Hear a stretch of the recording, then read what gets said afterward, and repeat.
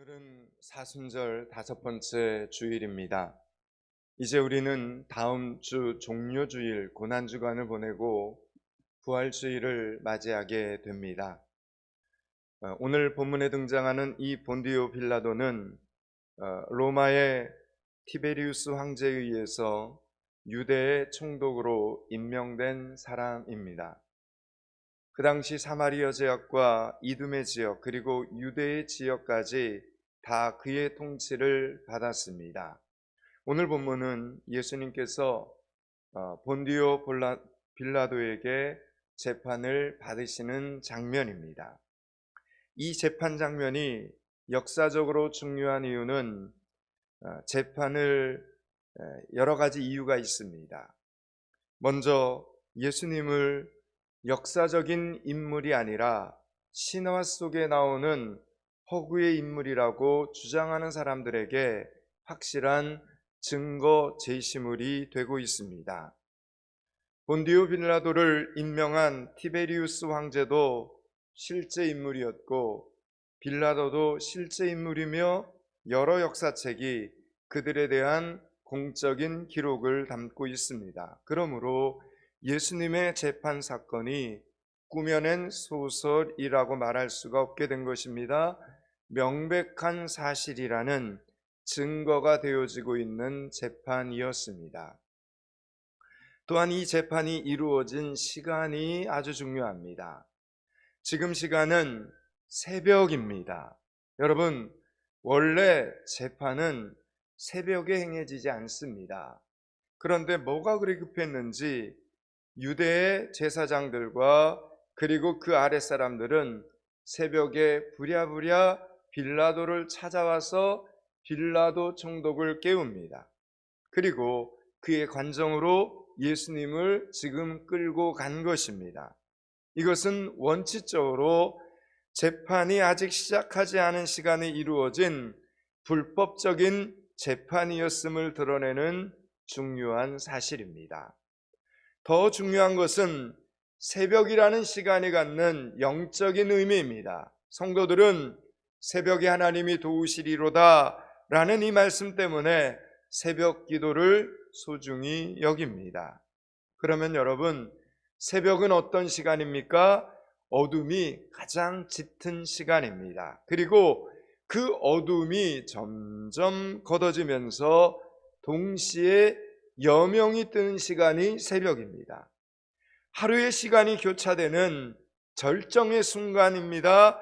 어둠과 여명이 교차되는 그 새벽에 우리 주님은 임박한 죽음을 향해 점점 다가가고 계셨던 것입니다. 그리고 그 죽음 너머 놀라운 구원의 여명이 밝아오고 있는 것입니다. 오늘 예수님을 어떻게 해서든지 죽이려고 하는 자들은 예수님을 죽이려고 적법한 절차를 다 무시하고 이 새벽에 불법한 재판을 진행하고 있었지만 성령께서는 이 새벽이라고 하는 시간의 특성상 예수님의 죽음 넘어 부활이 점점 다가오는 것까지 묘사하고 계신 것입니다. 그래서 성도는 새벽이 될 때마다 예수님 때문에 위로를 받습니다. 그래, 예수님도 새벽에 불법적인 재판을 당하셨지. 그렇지만 예수님은 또 새벽에 부활하셔서 영광을 받으셨지. 나도 오늘 새벽은 고통이 있을지라도 내일 새벽에는 기쁨이 있을 줄 믿어야지. 나도 예수님을 따라가야지. 이런 고백을 하면서 고난을 이겨내는 것입니다. 마태복음에 보면 빌라도가 예수님을 재판을 할 때 그의 아내가 급히 사람을 보냅니다. 저 옳은 사람에게 아무 상관도 하지 마옵소서. 오늘 꿈에 내가 그 사람으로 인하여 애를 많이 태웠나이다 이야기를 합니다. 고서에 의하면 본디오 빌라도의 아내가 꾼 꿈이 어떤 꿈이었는가 하면 많은 사람들이 이렇게 모여서 시도 때도 없이 예수께서 본디오 빌라도에게 고난을 받으셨다라고 증언하는 내용이었다고 합니다. 이렇게 빌라도는 아내가 보낸 해지몽의 조언이 있었음에도 불구하고 예수님의 재판을 담당하는 사람이 됩니다. 하나님의 아들이신 예수님의 재판을 담당하는 죄인, 인간의 모습을 한번 상상해 보십시오. 있을 수 없는 일이 지금 벌어지는 겁니다. 하나님은 왜 피조물 앞에서 이렇게까지 낮아지셔야만 했습니까? 하나님은 모든 상황을 다 뒤엎으시고 천둥번개로 심판하실 수 있으셨습니다. 하나님은 그냥 말씀 한마디로 새로운 세상을 만드실 수도 있으셨습니다. 그런데 예수님은 참으셨고 기다리셨습니다. 하나님 아버지께서 말씀하신 대로 한 걸음 한 걸음 그대로 행하셨습니다. 이러한 모습을 보면 우리가 믿는 하나님은 참으로 질서의 하나님이십니다. 하나님은 그때그때 기분대로 행하지 않으셨습니다. 그분은 약속하신 대로 행하시고 섭리대로 다스리십니다. 변덕스러운 우리 인간과 같지 않습니다. 우리는 그런 신실하신 하나님을 믿고 있으므로 무슨 일이 있든지 염려하지 마시기 바랍니다. 하나님은 인간과 같이 변덕스럽지 않으심이 저와 여러분의 위로가 될 수 있기를 바랍니다. 하나님의 아들 앞에서 인간 빌라도는 보니까 궁금한 것이 참 많았던 것 같습니다. 그는 예수님께서 죽은 자를 살리셨다는 놀라운 소문을 들었고 5,000명을 들판에서 먹였다는 소문도 들었습니다. 예루살렘 성 안팎에서 예수님께서 행하신 일들에 대한 이야기들은 예수님이 보통 분이 아니구나 라는 사실을 충분히 입증하고 있는데, 지금 자기 앞에 서 있는 이 예수는 그냥 한 사람의 청년일 뿐이었습니다. 누구 한 사람도 나서서 변론해 주지 않는 아주 초라한 죄수 한 사람이었으니 듣던 것과는 너무나 다른 청년 예수가 지금 자기 앞에 있는 겁니다. 그래서 빌라도는 예수님께 물었습니다. 요한복음 18장 33절 34절은 이렇게 말씀합니다. 이에 빌라도가 다시 관정에 들어가 예수를 불러 이르되 내가 유대인의 왕이냐? 예수께서 대답하시되 이는 내가 스스로 한 말이냐 다른 사람들이 나에 대하여 내게 한 말이냐? 이렇게 대답을 하십니다. 여러분, 우리는 이 짧은 대화 속에서 빌라도의 관심사와 예수님의 관심사가 극명하게 대조되는 것을 보게 됩니다. 빌라도가 지금 궁금한 것은 예수님이 진짜 왕이냐는 것이고, 예수님이 궁금한 것은 나를 왕이라고 부르는 것이 너의 고백이냐 아니면 사람들의 말을 그냥 옮긴 것이냐 하는 것입니다. 빌라도가 중요한 것은 예수님이 진짜 권세를 받은 자인가 하는 사실이었고, 예수님의 관심은 빌라도의 마음이었습니다. 예수님은 빌라도가 예수님을 어떤 분으로 인식하고 있는가가 너무도 중요했기 때문입니다. 우리는 한마디 말을 들음으로 그 사람의 속마음을 볼 수 있습니다. 우리의 한마디 속에는 우리가 평소에 중요하게 여기는 것이 드러나게 되어 있습니다. 예수님을 잡아온 후에 대제사장이었던 가야바가 궁금했던 한마디가 무엇이었습니까? 대제사장이었던 가야바가 정말 궁금했던 것은 내가 메시아냐 이거였습니다. 그는 대제사장이었기 때문에 예수님이 정말 메시아인가 아닌가 하는 것이 그의 최대의 관심사였던 것입니다. 그러나 빌라도는 정치가였기 때문에 예수님이 선지자이든 메시아이든 의사이든 그것은 관심밖이었습니다. 자신은 권력을 쥐고 있는 사람이었기 때문에 예수님이 지금 왕이냐 아니냐, 이것이 빌라도에게는 중요했습니다. 대제사장 가야바가 예수님께 내가 메시아냐 물었던 이유는 하나님의 영광 때문이 아니었습니다. 오직 자기의 영광 때문이었습니다. 내 제사장 자리에 위협이 될 인물인가를 그는 알고 싶었던 것입니다. 빌라도가 예수님께 내가 유대인의 왕이냐 물었던 이유 역시 하나님의 영광 때문이 아니었습니다. 나의 권세에, 내가 지금 누리고 있는 이 권세에 어떤 영향을 끼칠 사람인가 알고 싶었던 것입니다. 그러나 여러분, 우리가 내 영광을 찾으면 찾을수록 하나님의 영광을 우리는 찾을 수 없습니다. 가야바나 빌라도 같은 사람이 될 수밖에 없는 것입니다. 오늘 본문 1절과 2절과 3절의 말씀을 한번 보시기 바랍니다. 요한복음 19장 1, 2, 3절을 같이 읽습니다. 이에 빌라도가 예수를 데려다가 채찍질하더라. 군인들이 가시나무로 관을 엮어 그의 머리에 씌우고 자색 옷을 입히고 앞에 가서 이르되 유대인의 왕이여 평안할지어다 하며 손으로 때리더라. 아멘. 아직 예수님에 대한 어떤 형벌이 확정되지도 지금 않았는데 지금 저들은 예수님께 채찍질을 하고 있습니다. 그리고 군인들은 오늘 말씀처럼 가시나무로 만든 관을 만들어서 예수님의 머리에 푹 씌웁니다.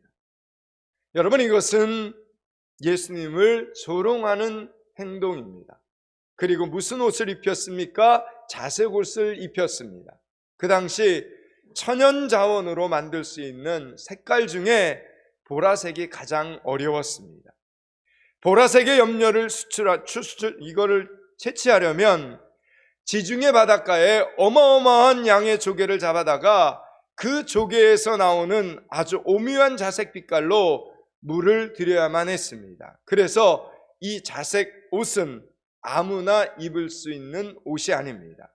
황제만이 입을 수 있는 옷, 황제, 가이사만이 입을 수 있는 유일한 빛깔의 옷이었습니다. 그런데 어디서 구했는지 모르겠지만 자색의 옷을 예수님께 입힌 겁니다. 물론 조롱의 의미였습니다. 그러나 이들의 행동이 아이러니하게도 예수님이 왕 중의 왕이라는 것을 역설적으로 증명하고 드러내는데 쓰임을 받고 있는 겁니다. 그뿐만이 아닙니다. 저들은 예수님의 뺨을 때렸습니다. 유대인의 왕이여 평안할지어다 비웃으면서 손으로 때립니다. 그런데 구약성경 이사야서 50장 6절은 예수 그리스도에 관하여 이렇게 예언합니다.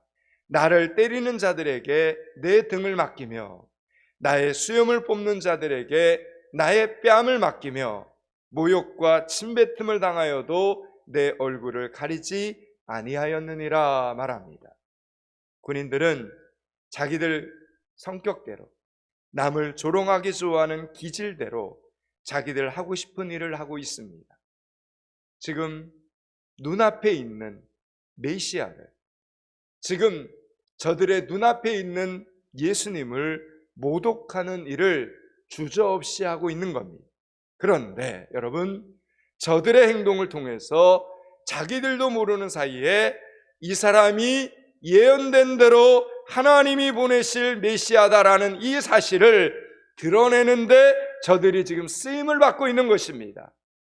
그들의 행동 자체가 예수님이 그리스도이심을 가르치는 화살표로 쓰임을 받고 있는 장면입니다. 그러므로 악한 사람들 때문에 너무 속상해하지 마시기 바랍니다. 그들도 다 악한 일에 쓰임을 받게 됩니다. 그리고 그 대가를 반드시 치르게 되어 있습니다. 가만히 보면 빌라도는 어떻게 해서든지 예수님을 좀 놓아주려고 애를 쓰고 있는 흔적이 역력히 보입니다. 예수님은 분명히 죄가 없는데 대제사장들이 질투하고 음모해서 죽이려고 하는 것을 빌라도는 알고 있었기 때문에 빌라도는 여러 가지 자기의 정치적인 수완을 발휘하여 예수님을 살려주려고 노력을 했습니다. 4절 말씀을 읽겠습니다. 4절을 같이 읽습니다. 빌라도가 다시 밖에 나가 말하되 보라, 이 사람을 데리고 너희에게 나아오니 이는 내가 그에게서 아무 죄도 찾지 못한 것을 너희로 알게 하려 함이로다 하더라. 아멘. 빌라도가 다시 밖에 나가서 말합니다. 뭐라고 말합니까? 이 사람에게는 죄가 없다. 그러나 빌라도가 하는 말과 관정 안에서 하는 행동을 보면 이 말과 행동이 앞뒤가 안 맞습니다. 안에서는 실컷 예수님을 모독하고 조롱하고 때려놓고 밖에 나가서는 예수님을 끌고 온 유대인들에게 내가 보니 이 사람은 죄가 없다, 풀어줘야 되겠다, 이렇게 하니 도대체 빌라도는 어떤 의도로 이렇게 말을 하고 행동을 하는 것입니까?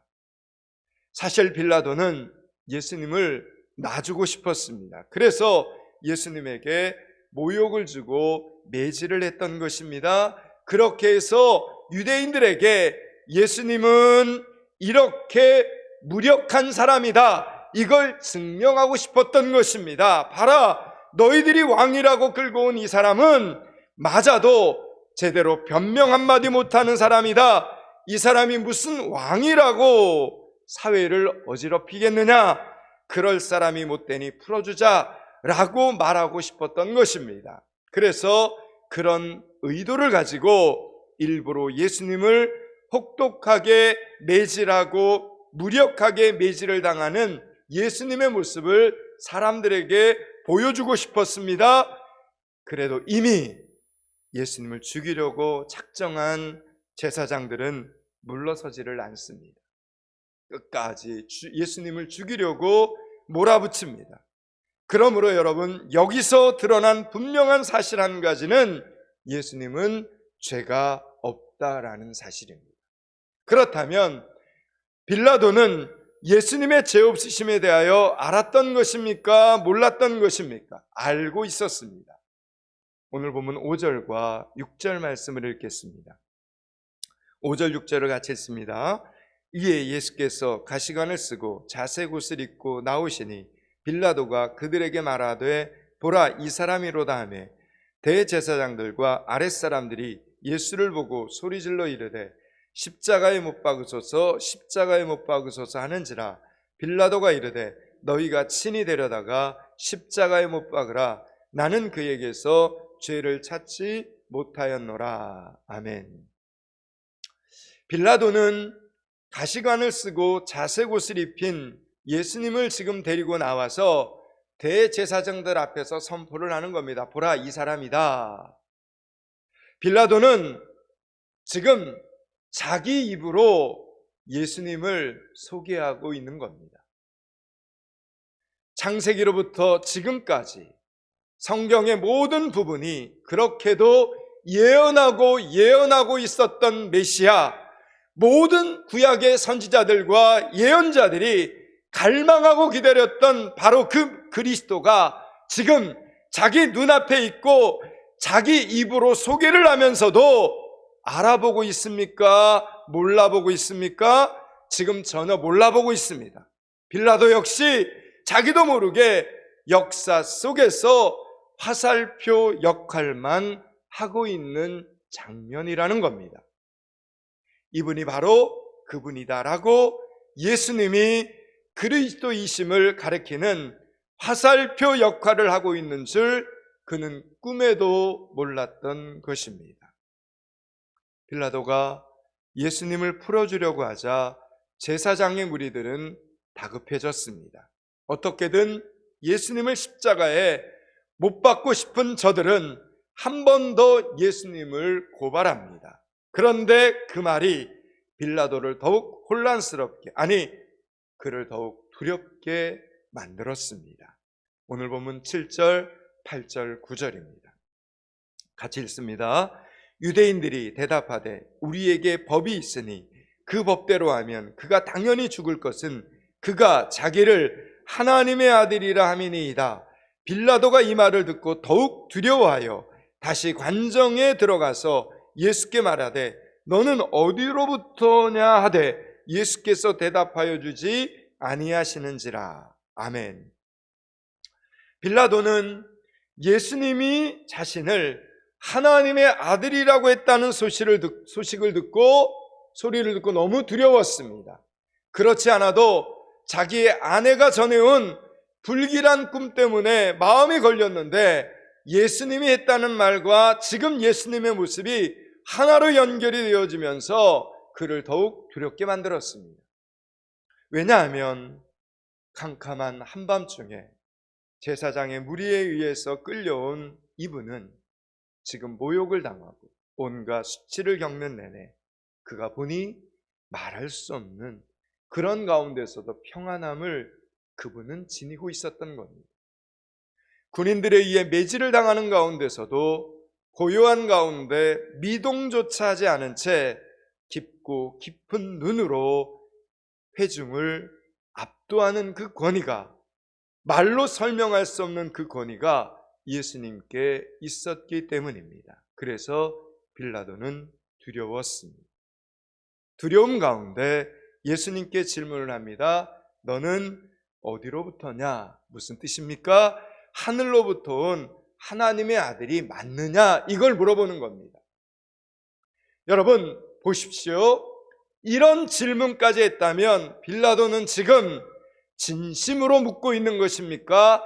장난으로 묻고 있는 것입니까? 진심입니다. 이 사람이 하나님의 아들인가? 빌라도는 두려웠습니다. 지금 두려움에 사로잡혀서 진심으로 던지는 질문이었습니다. 그런데 안타깝게도 이 정도까지 마음의 문을 열었는데도 결국 빌라도는 예수님을, 메시아를, 구세주를 십자가에 못 박아라 이렇게 내어주는 주인공이 되고 맙니다. 여러분, 이것이 택함을 받지 못한 자의 한계라는 것입니다. 한 걸음만 더 나아가면 되는데, 한 걸음만 더 나아가면 예수님을 믿고 구원을 받을 수 있을 텐데, 지금 예수님이 누구시냐고까지 물어봐 놓고 그분이 누군지 알아보지를 못하고 있습니다. 그 후로도 계속 예수님과 대화를 하면서도 결국 못 알아봅니다. 성경 속에서 보는 것처럼, 오늘 본문 속에서 보는 것처럼 그토록 예수님이 죄 없음을 알게 하려고 애를 썼고 예수님을 풀어주려고 했었지만 빌라도 그는 결국 예수님을 죽이는데 자기의 권한을 사용하는 사람이 되고 맙니다. 택함받지 못한 인생을 사는 사람의 한계는 거기까지였던 것입니다. 여러분, 그에 비해 우리가 잘 아는 사도 바울은 예수님을 믿는 사람들을 잡아 죽이겠다고 살기가 등등하여 다메섹으로 가는 도중에 호련히 하늘로부터 빛이 비칠 때 빛을 향하여 질문을 던집니다. 주여, 누구시니이까? 이 한 번의 질문으로 그는 예수님을 만납니다. 예수님을 자기의 구주로 영접하고 구원을 받게 됩니다. 그리고 평생을 예수 그리스도의 제자로서 복음을 증거하는 전도자로서 선교사로서의 삶을 그는 살게 됩니다. 여러분, 어떤 사람은 예수님과 같이 계속 있으면서도 예수님이 누구인지 모르는가 하면 빌라도처럼, 어떤 사람은 단 한 번의 만남으로 천국 백성이 됩니다. 사도 바울처럼. 여러분, 이것이 바로 우리가 오늘 복음을 전해야 하는 이유이고 전도해야 되는 이유입니다. VIP 선포주의를 포항 믿음교회가 갖는 이유입니다. 어떤 사람이 하나님이 택한 백성인지 상황만 봐서는 우리는 알 수 없습니다. 얼굴로 알 수 있는 것도 아니고 대화로 알 수 있는 것도 아닙니다. 그래서 일단 뭐 해야 됩니까? 복음을 전해야 합니다. 그리고 그 복음을 들을 수 있는 자리로 저들을 초청해야 된다라는 이야기입니다. 사랑하는 여러분, 오늘은 사순절 5번째 주일이기도 하고 VIP 선포 주일이기도 합니다. 어떤 사람은 계속해서 예수님을 가리키는 화살표 역할만 하다가 허무한 인생으로 마무리하고, 어떤 사람은 그 화살표를 따라가서 마침내 예수 그리스도를 만나고 구원받은 하나님의 자녀가 될 것입니다. 그러므로 여러분의 VIP를 위하여 기도를 시작하셔야 됩니다. 여러분을 통해서 구원받아야 될 하나님의 백성들을 위해서 전도를 시작하셔야 됩니다. 이번 한 주간 하나님의 자녀들이 속히 아버지 품으로 돌아오기를 바라고 계신 우리 하나님께서 우리들의 마음속에 하나님의 자녀들의 이름과 얼굴을 한 사람씩 떠오르게 하실 줄로 저는 믿습니다. 이상하게 VIP로, 나의 전도 대상자로 자꾸 떠오르게 하시고 생각나게 하시고, 그리고 기도하고 싶어지는 여러분의 VIP들이 있을 것입니다. 그 이유는 하나님께서 택하신 백성이기 때문에 그런 것입니다. 5월 29일 VIP 초청주의를 잘 선용하는 성도들이 되실 수 있기를 축원합니다. 이제 말씀을 마치려고 합니다. 사랑하는 여러분, 제발 성령의 가르쳐 주심을 여러분은 거절하지 마시기 바랍니다. 성령의 가르쳐 주심을 거절하지 마시고 여러분의 VIP를 위하여 기도를 시작하는 사순절 5번째 주일이 되실 수 있기를 축원합니다.